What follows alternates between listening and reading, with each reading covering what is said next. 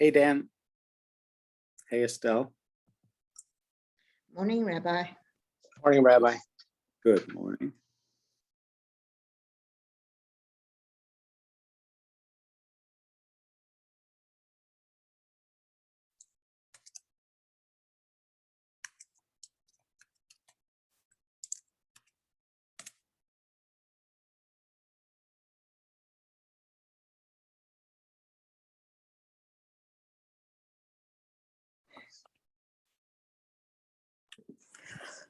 Hi, Rabbi. Hey, Lois. Hey.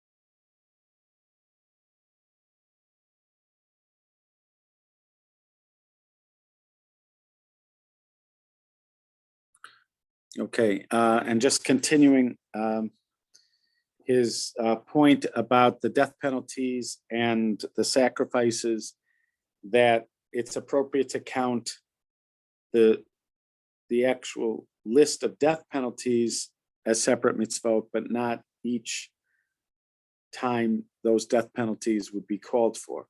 And I'm surprised at a man who counted all of those that are liable for the death penalties of the court, every single one, those liable for excision and those liable for death among the negative commandments, when he also counted among the negative commandments the things from which they were prohibited, for which one is liable for death.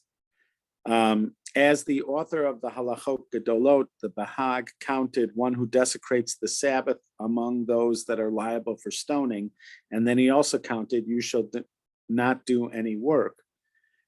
In other words, he counted the prohibition to work on the Sabbath, and then he counted that person who works on the Sabbath is liable for stoning, each as two separate commandments.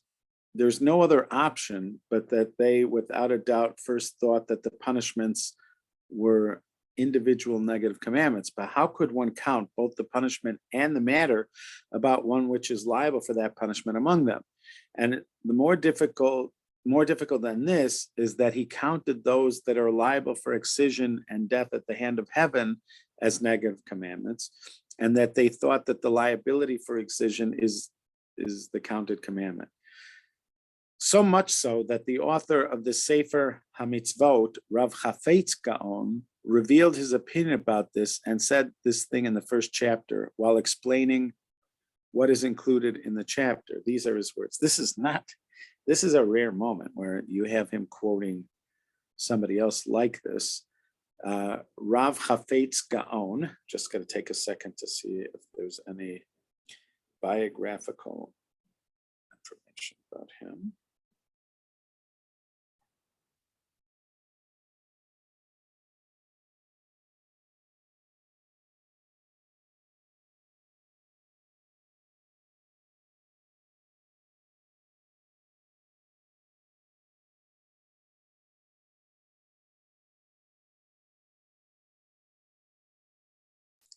Now you end up with the Chafetz Chaim being quoted here. Chafetz Chaim. The most famous Chafetz is not Rav Chafetz Gaon, apparently. Rav Chafetz Gaon, I'm going to put his book, Sefer HaMitzvot. Problem is, even the Chafetz Chaim wrote a book of mitzvot. So I can see we're going to have trouble.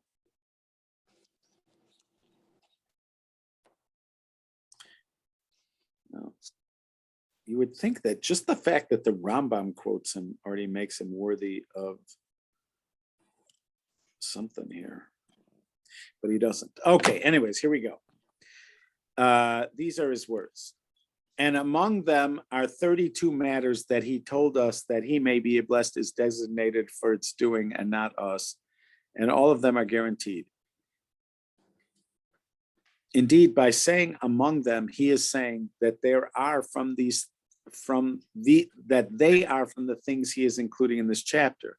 And the content of the 32 are the 23 sins for which one is liable for excision, and 9 for which one is liable for death at the hands of heaven, as he counted. And the content of his saying guaranteed is that he be blessed, guarantees that he will excise or kill them. If so, there's no doubt that he did not retain with him that he is to believe that all the 613 commandments are obligations upon us, but rather thought that there are some of them that we are obligated, and some of them that he may be blessed is obligated, as I will explain. In other words, some of these mitzvot are things we're supposed to do, and some of these mitzvot are things God is supposed to do. So if God is supposed to kill somebody for doing something wrong, that's a mitzvah for God to do. If we're supposed to kill somebody by a court, a death penalty, that's a mitzvah for us to do. So he is suggesting that this is not the Rambam, this is Rabbi Chafetz Gaon, that mitzvot could characterize obligations of man or obligations of God. And he said that he is designated for their doing, not us. Upon my life, this is a great confusion to me. It is inappropriate to even speak about this in any way, as they are clearly empty words. However, they all made this mistake by counting the punishments as commandments and became confused by them. In other words, if you count punishments that the courts are supposed to carry out, then you could call them commandments because the courts are commanded to carry them out. But if you include punishments like karet, which is a death at the hands of God, or mitat beit din, misas beis din, kares or misas beis din, if you count those aren't. Why is that a mitzvah? Why would you count that as a mitzvah? If you transgress such and such, a person will die at the hands of heaven. Why is that a mitzvah that the person will die at the hands of heaven? So apparently this Rav Chafetz was put in this position because there were people before him who counted some of these as a mitzvah. So he suggested what's going on is, of the 613 mitzvot, some of these are mitzvot for man, and some of these are mitzvot for God. And the Rambam cannot contain his astonishment at this. But he understands why they were forced to say it, but he just can't believe they would say it. But the true way of counting is that which I've mentioned, that each type of punishment be a positive commandment, such as the law of payment of a thief be a positive commandment, for we are commanded to punish him with his money according to this measure. And likewise is the addition of a fifth positive commandment, the law of obligation of a fixed sin offering is a commandment, and the law of the obligation of definite guilt offering is a commandment, the law of unsilted guilt offering is a commandment, and the variable sacrifice is a commandment. And each one of these punishments, burning, stoning, killing, strangling, and hanging, is its own positive commandment. This is regardless of the class of people that are liable for it, just as lashes are one commandment regardless of who is liable. And this is what we wanted to preface about this principle. And with it are all the principles completed, the prefacing of which will assist you in that which we are involved. So again, just at the very end there, he's just saying that the only ones that are mitzvahs are the ones that are carried out by the court. It's much clearer. It's just much simpler if you just, instead of saying that it is a mitzvah to stone somebody on Shabbat, you just say stoning as a capital punishment is a mitzvah, and these are the circumstances under which you do it.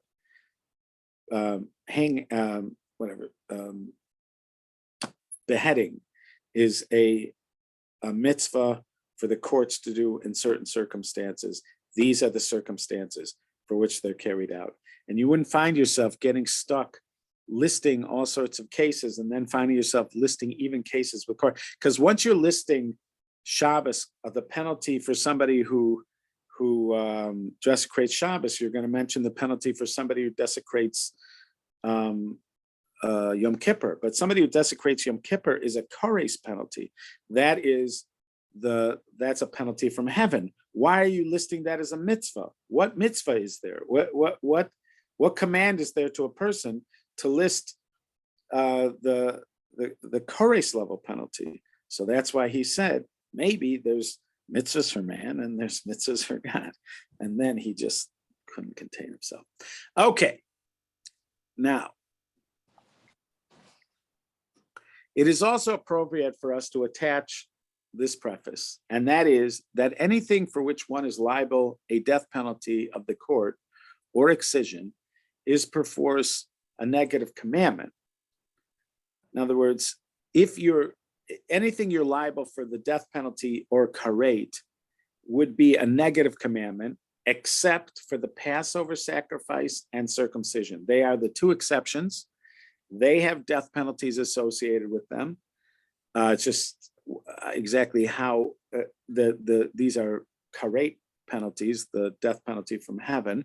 If somebody doesn't bring a Passover sacrifice when they should have, that can be a kares level penalty. And if somebody doesn't get circumcised when they should have, that is a kares level penalty. For they involve excision, karet, even though they are positive commandments, as they said at the beginning of tractate Kritot, which deals with excision, karet.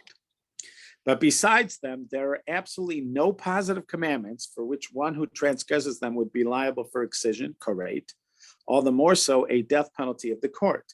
And anything about which it appears in the Torah that if one does a certain action, he is to be killed or be liable for excision, it is certainly known that this act is prohibited and that it is a negative commandment. But behold, sometimes Scripture explains the punishment alongside the prohibition, such that it explains the punishment and the prohibition. For example, the desecration of Shabbos and idolatry, about which it states, you shall not do any work or you shall not worship them. So that's stated in the negative. So that's clearly a negative commandment. Afterwards, it renders that one who does work on Shabbos or who worships idolatry is liable for stoning. Now, stoning is a positive action. It's asking you to do something. So you might think, therefore, that stoning should be listed amongst the positive commandments. In that case, and sometimes the prohibition is not made clear as a definitive negative commandment in Scripture, but rather he mentions the punishment and omits the prohibition. But the principle amongst us is that Scripture does not punish for something unless it prohibited it. And that it is impossible not to have a prohibition for anyone who is liable for a punishment. And hence, it is said, and everywhere we've heard the punishment, where do we know the prohibition? Hence, we learn to say such and such. And when the prohibition is not in Scripture, it is learned by one of the Talmudic methods, like that, which is mentioned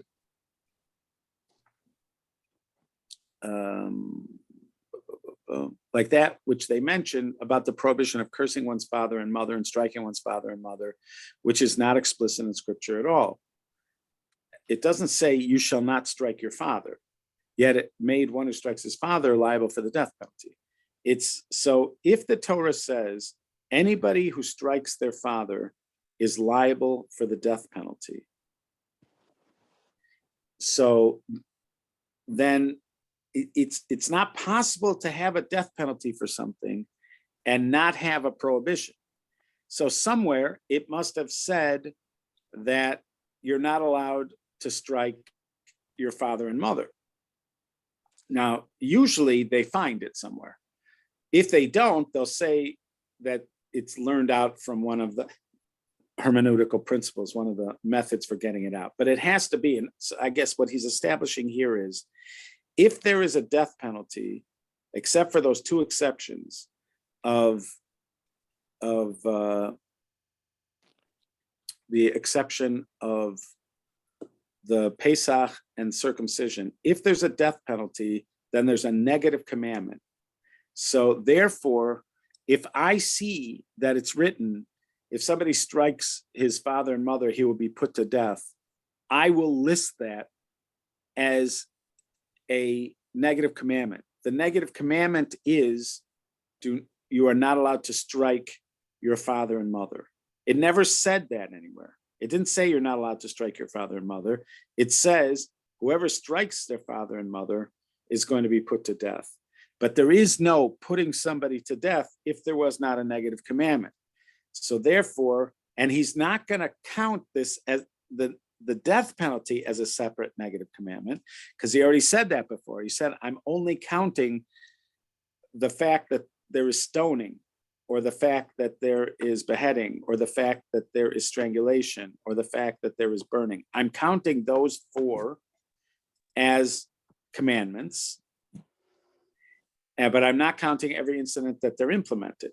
So what do you do about this case? The case is that if somebody strikes their father and mother, wounds their father and mother, that they are liable for the death penalty. What do you do about that? You're not going to list the death penalty as a separate one. And it doesn't say anywhere that you're not allowed to strike your father and mother separately. So he is suggesting that you still count it as a separate negative commandment. You shall not strike your father and mother, even though it never says those words, because it will have been learnt out by the Gemara about, in some way. Which is under the scriptures, you should not strike. Yet it made one who strikes or curses liable for the death penalty. Hence, we know there are negative commandments, and we derive the prohibition for them and those like them from other places by way of analogy. This does not contradict their saying we do not derive a prohibition from an inference, nor they're always saying, and can we derive a prohibition from a derivation? For we only say we do not derive a prohibition from an inference regarding the derivation from an analogy of a prohibition that is not understood at all. However, when we find the punishment for one who does this action explicit in the Torah, we perforce know that is forbidden action from which we are prohibited. So what he's saying over here is there is another place that says, for instance, ein onshin min adin. We don't punish people based on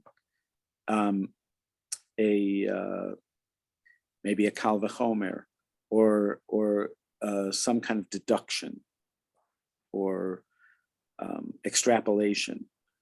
Typically, we don't do that, but he's saying this is an exception because it already said that this person gets the death penalty. It just hasn't said somewhere else that it's forbidden to do it.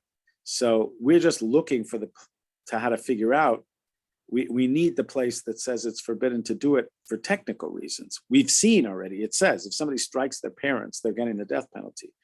For technical reasons, we need it to be stated as a commandment, and typically it is. Every once in a while, you have to learn it out from somewhere. That's in those cases, they will kill somebody based on an inference, but that's because the death penalty itself, that part, was stated explicitly. However, when we find the punishment for one who does this action explicit in the Torah, we perforce know that is a forbidden action from which we're prohibited. Yet we regardless derive it from an analogy so that the principle of their saying scripture did not punish for something unless it is prohibited be reinforced. But once the prohibition has come to us not to do that thing, the one who transgressed and did it will become liable for excision of death. And know this principle and guard it together with the previous ones to remember it in all that is coming up.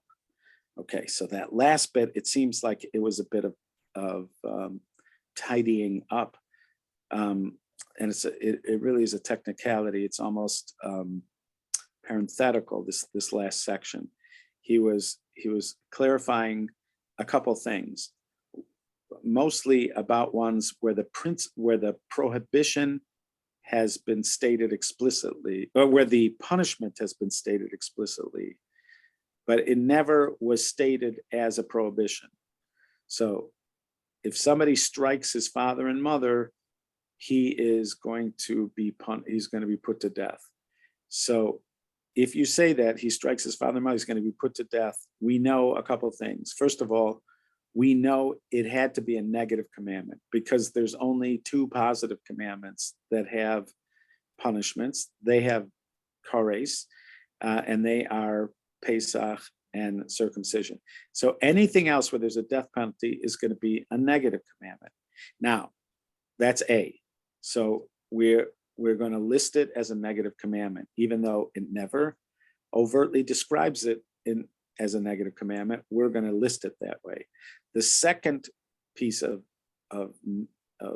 housekeeping is that we have a general rule that if a punishment is stated, there has to have been somewhere else where it stated the prohibition.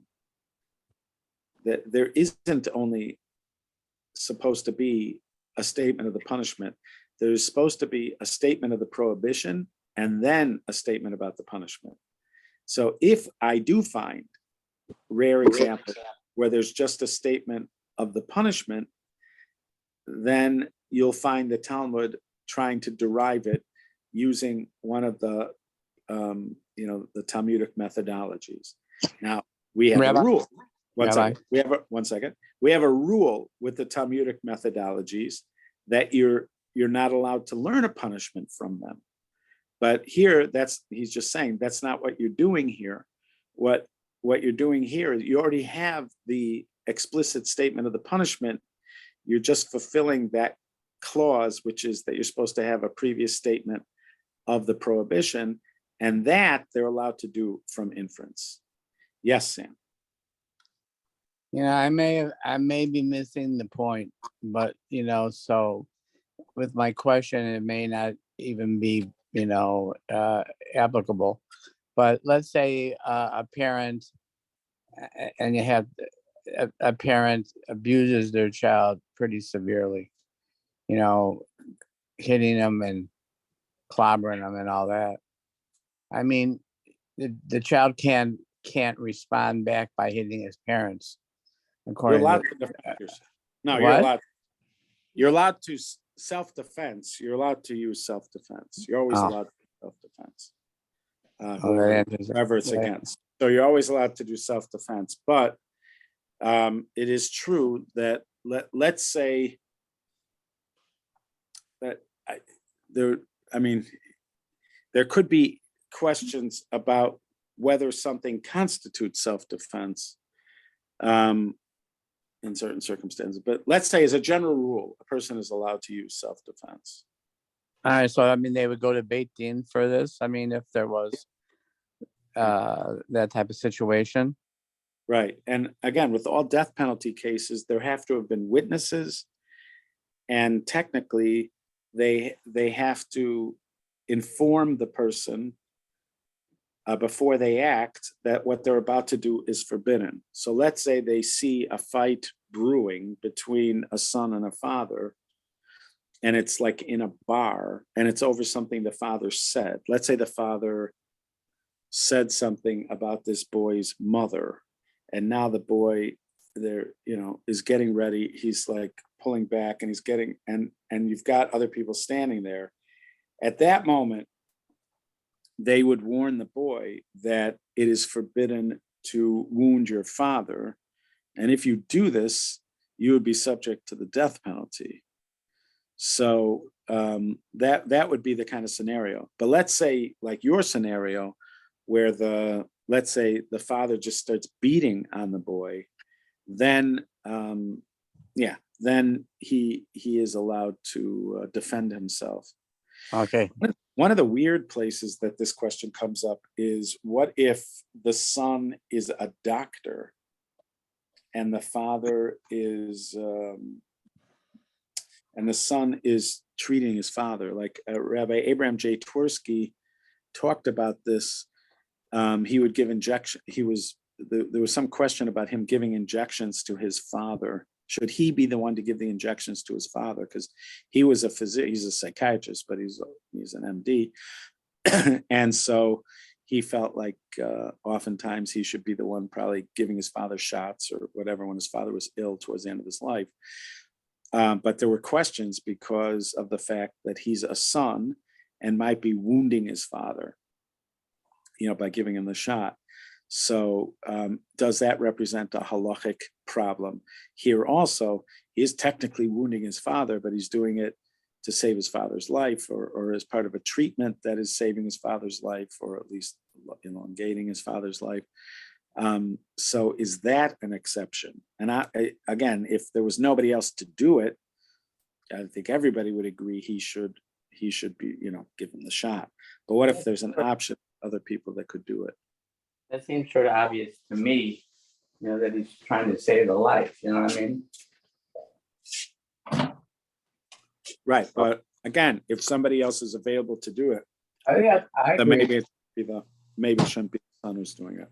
Yeah, I agree. Okay. All right. So now we're starting the list of the mitzvahs. And now I will begin mentioning each and every commandment, and I will explain their designation as we set our goal at the beginning of our essay. For this is the intention of the book. Behold, that I find it proper to add an addition to this intention, and that is that when I mention the commandment for which one receives a punishment, whether it be positive or negative commandment, I will mention its punishment, and I will say, one who transgresses it will be liable for death or excision or a certain sacrifice or lashes or one of the death penalties of the court or payments. You should know, he just spent all that time saying that the separate punishments are not separate mitzvahs. Now he has to explain, I'm going to mention the punishments, and you should know that about which we do not mention any punishment, if it is a negative commandment, it is like that which is said, it is like he is transgressing the commandment of the king. Sanchez, it is not for us to punish him. However, with all positive commandments, whenever one is obligated to do one of them, we should give lashes to the one who refrains from doing it until he dies or does it. This is, obviously you're not going to let the guy die, but this is rabbinic lashes. So again, for the negative commandments, he is going to mention the punishment. He's not going to do that every time. Or maybe, I don't know if he is. With positive, maybe he will. For all the negative commandments, he's going to mention which punishment they get. For the positive ones, he's not necessarily going to do that, even though there could be rabbinic lashes. In other words, for the positive commandments, the rabbis could give the person lashes to get them to do the positive commandment. So for instance, let's say it's a positive commandment for what would be the case of a positive commandment to eat in a sukkah. And this guy just refuses to eat in a sukkah. So in theory, the courts could whip him until he eats in a sukkah, in theory.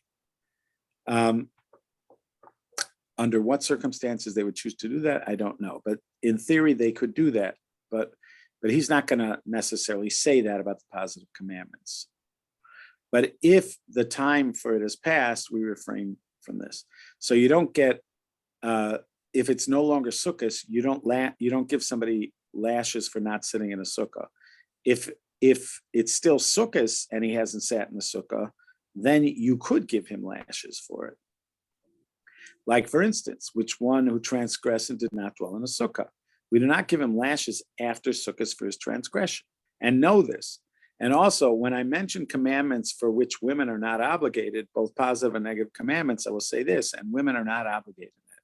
However, it is well known that women do not judge or testify or bring sacrifices on their own or fight optional wars. So for all commandments that are contingent upon the court or witnesses or the temple service or optional wars, I don't need to say, and women are not obligated in this.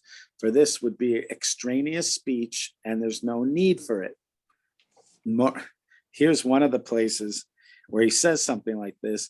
And because of this, there are people who will look into every single word that the Rambam says, quoting this, that he says that he doesn't like extraneous speech. So if it looks like there are words that are extra somewhere, they will attempt to explain them, because after all, the Rambam has said, I am not going to say things that are extraneous. We take that as a general plan of his when it comes to the entire book.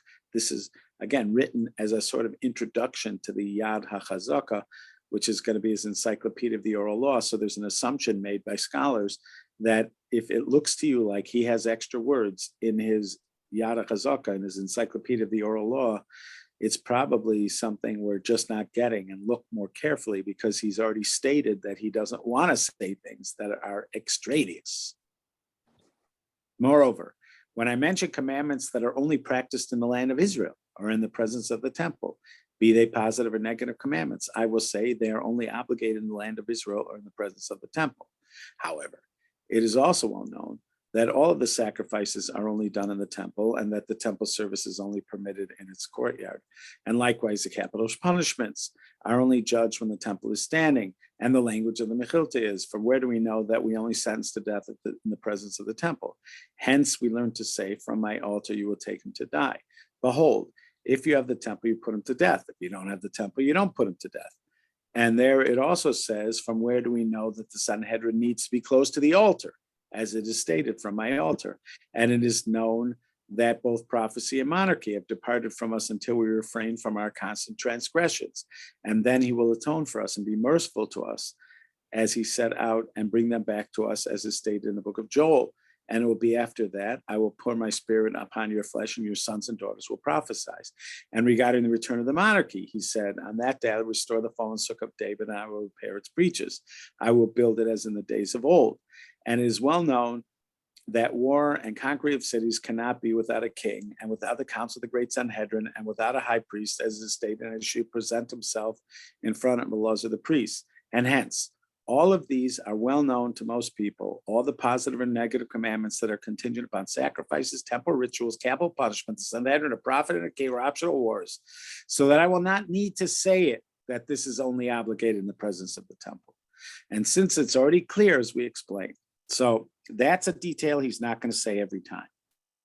But with God's help, I will draw attention to that which it is possible to have a doubt, and about which some people would err. And now I will begin the mentioning of each and every commandment of the omnipresent.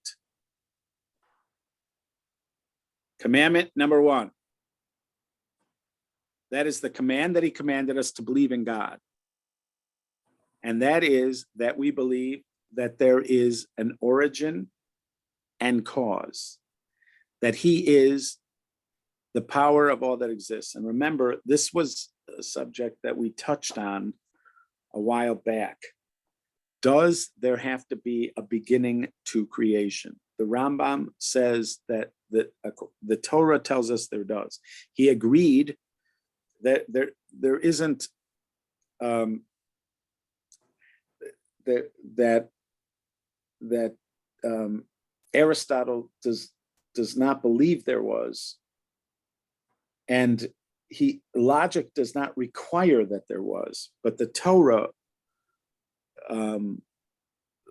says there was, and therefore we have to believe that there was a beginning, and there was a cause, and that he is the power of all that exists. So what we would call the creator. God is the creator and the power of everything that exists. And the source of the command is his saying, I am the Lord your God, which is at the beginning of the 10 commandments. And at the end of the Gemara in Makkas, they said, there were 613 commandments stated to Moshe at Sinai. What is the verse that alludes to this? Moshe commanded to us the Torah, meaning to say the numerical value of the word Torah. And then they said, but that's only 611. And the answer was, they heard, I am the Lord your God, and you shall have no other gods. So there are 613. There are 611. And the two that they heard directly from God, and the first of those two was, I'm the Lord your God. So you see, I'm the Lord your God is a mitzvah. It's not just an introduction. It's a mitzvah. They heard that from the mouth of Almighty. Behold, it was made clear to you that I'm the Lord your God is included in the 613 commandments. And that is the command about belief in God, as we explained, See Parsha Yitro, Mishnah Torah, Foundations of the Torah 1. So commandment number 1, if you're keeping track, commandment number 1 is the mitzvah to, again, he uses the word here, believe in the translation, and Rabbi Becher had suggested that the Arabic means to know this information, that God is the cause of creation, and he is the power of everything that exists. So God, the creator, that is mitzvah number 1, and that is learned out from the very first words of the 10 commandments, of the 10 statements. And the Gemara itself makes the point that this commandment is to be included in the 613. Okay. I look forward to learning with you guys tomorrow as we move forward, where we're actually doing the mitzvot. The last many weeks we were doing his introduction, but now we are doing the mitzvot themselves. And I look forward to doing those mitzvot with you as we move forward. Rabbi, thank you. Okay. Thank you. And remember two things, which is tomorrow at 12:30 at Mizrahi Grill, we're doing a siyum on Tractate Ketubot. Everybody's invited. And we're also doing some more Isaiah. And then on Sunday at 11:30, Rabbi Mordechai Becher is speaking at Darchei Noam about Halloween, Harry Potter, and pumpkin spice lattes. And everybody's invited. Be well. Thank you. All right, Bye-bye. bye-bye. Thank you.